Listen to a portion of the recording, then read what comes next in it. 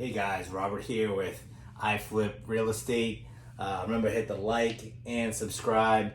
Leave any comments or questions below, and I'll get to them as soon as possible.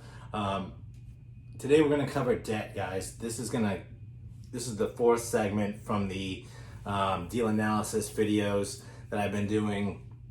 Already covered holding costs, already covered closing costs, and I already covered rehab budget. Today we're going to do debt. So this is going to be what you need to figure in, and this is kind of a holding cost too. So depending on how you have it structured, it's a holding cost. How you have your debt structured, whether whatever your promissory note says, and the promissory note is the document used when repaying back, say, a mortgage. When someone puts a mortgage on your property, they lend you money to buy a property, you give them a promissory note. And that could be in forms of joint ventures where you split it with somebody at a set rate. It could be an accumulating rate that accumulates, on a day by day, on a per diem. A per diem is a interest by the day. That's typically how you figure a payoff, is with a per diem. So if you get a 10-day payoff, you get a per diem, and that's basically the interest accruing on a day-to-day basis, and you figure that into your payoff when you're getting ready to close on a property that you sold. So debt, we're going to cover good versus bad. I just wanted to touch on that really quick before I get down to the breakdown of how you use this for deals. But good versus bad debt. Good debt is going to be debt that makes you money. So anything you borrow, like a real estate deal, if you're borrowing the money, if you don't have the money, or if you have the capital and you want to use your capital for other investments, good debt would be debt that you take out that's actually going to make you money. So if I took out a loan to buy an investment property and I cash flow on top of what my payments are every month, that's considered good debt. If I take out a loan to do a business, to start a business, and I'm paying an interest rate on the money and the business is making me money, then that's good debt too. Bad debt is going to be something like a car payment. It's going to be, something like a credit card bill. That's more of a liability than an asset. Cars, they depreciate, so they don't gain value. I mean, unless you bought a vehicle that was 50 cents on the dollar, I guess that could be good debt, and you plan to sell it in a month, and make a profit on it, that could be good debt. But if it's a personal vehicle that you're gonna run into the ground, typically a car payment is bad debt. Credit card interest is bad debt, unless depends on how you look at it. If you use credit cards to make money, if you're getting a better return on them, if you go to a credit card of 11, to 15 to 26% interest, I don't know how you can leverage that so much, but you can leverage credit card debt. I do, to make money with. So guys, it's all how you get the funding. So getting the funding to do the deals, that's the main component of doing real estate deals, is having the money. Typically, actually, it's finding the deal, but if you don't know where to find the money, there's no good in finding the deal. But typically, when you find a good deal, you can usually find the money if you can find some people that are know people that are lending, and you have a great deal. Even people that don't typically invest in real estate, if it's a great deal, might invest with you, and that's how you would farm, say, a private money lender. So a private money lender versus a hard money lender, guys, is going to be basically, private money would be like, say you go to your mom or your dad and you say, hey, I got a great opportunity, I found this deal, it's I got it for $50,000, we can fix it, sell it for $129,000, small house, and then you put them onto an opportunity and be like, hey, we can both make money. I can make you 12% interest. You're secured by the property, so it's typically secured by a property that's worth more than they're loaning you. So if you failed and they had to foreclose, you had to hand them over the property, they can still sell it and recoup their money and potentially even make a profit on top of their money. So yeah, private money lender would be someone that you find on your own. And Next, we're going to cover a hard money lender. So a hard money lender is someone who's in the business of lending to investors. They kind of like advertise that they're a hard money lender. They have a set rate. They lend at a set percentage, like they may do 12%, 3 points, 90% of the purchase price, 100% of the rehab. You'll run into this as you get doing more deals. So that's kind of, and usually that's like a company, and maybe they've even solicited to loan officers and stuff like that. They don't sell the debt; they hold the debt in house. Even though I've had private money lenders and hard money lenders sell my notes, and I've had to deal with the end buyer before, it has happened, but it's not common.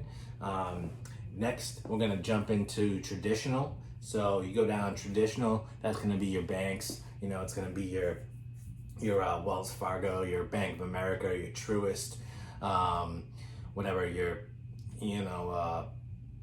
bank, TD Bank, right, up north, Harris, BMO, BMO Harris Bank. So that's going to be like your FHA, USDA, conventional, you buy an investment property loan, or you could be taking the property that you currently live in, rent that out if you own it, and buy yourself a new primary residence that makes sense with low interest rates, and then you can therefore rent out the property that you're living in. That's one way I've done it. I just did that. I just closed on a brand new house, took advantage of the FHA program, and I already had a USDA loan. So what I'm doing in that scenario is I put tenants in the property with the USDA loan. I then acquired the new house with the FHA loan, and then I made the tenants basically pay what my new loan is going to be. So I'm still basically paying for that loan. They're paying for this loan, the tenants, even though I'm living in this house and they're living in that house. That's kind of an common investment strategy. So what I'm doing now is I'm going to refinance my USDA loan. So with debt, you can refinance your debt. You can take a hard money loan or a private money loan on a rental property, or say a flip. Say you don't sell it, you turn it into a rental, and then you refinance it through a traditional bank, and you get yourself a conventional loan. Or like I said, in my case, I have a USDA loan, but I can only get one USDA loan at a time for a primary residence, which is 0 down. It's like no mortgage insurance, fixed, low rate, usually a prime rate. So that's what I'm doing right now. Is I'm going to refinance out of my USDA loan, so then I can use that program to buy us another primary residence and then turn my FHA loan into a rental property. So that's a great strategy, especially when interest rates are low, builders are building, properties are appreciating, and rents are up. It's a great strategy.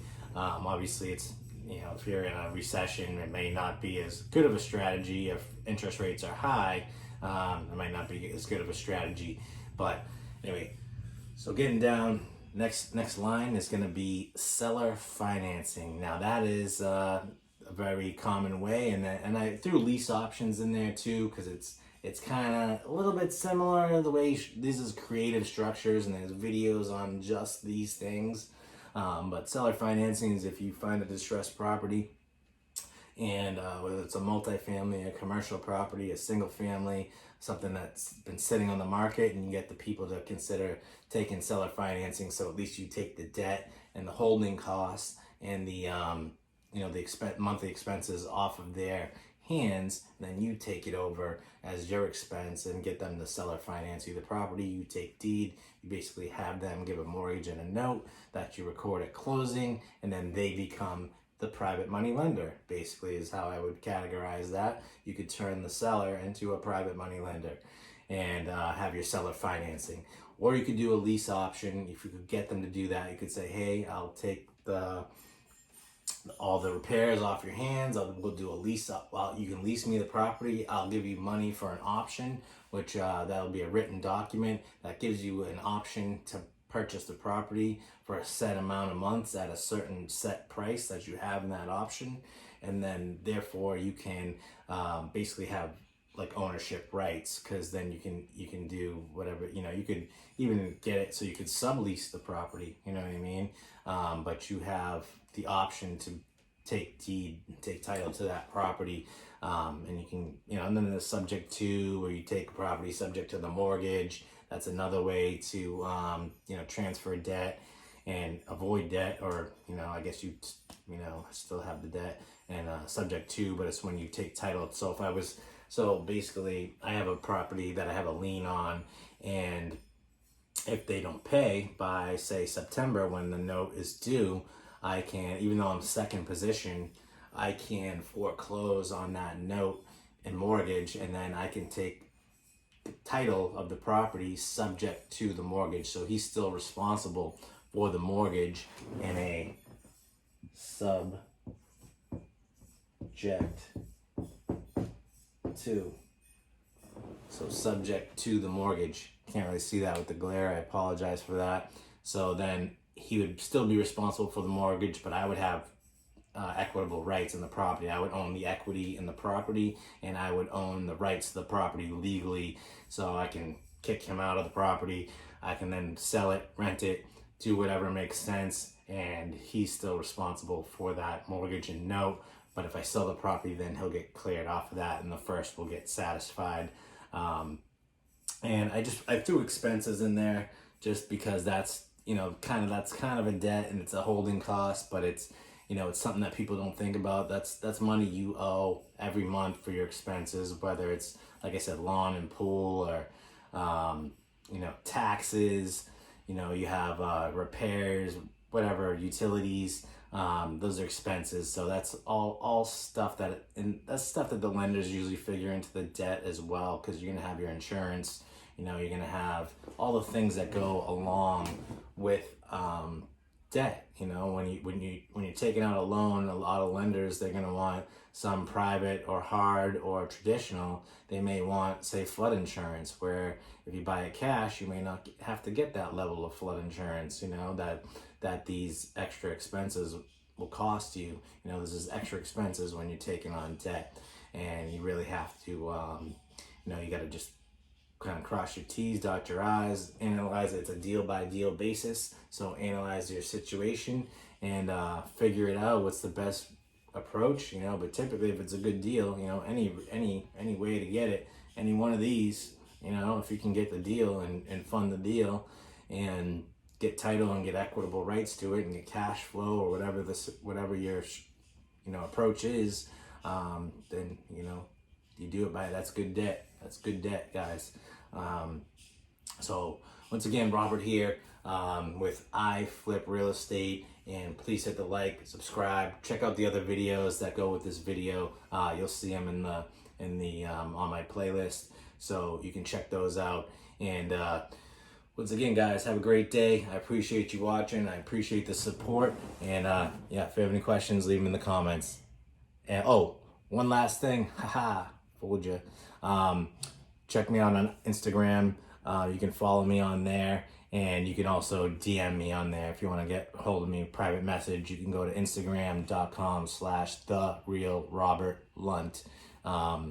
Just as it sounds, all spelled out. All right, guys, have a great day. Thank you.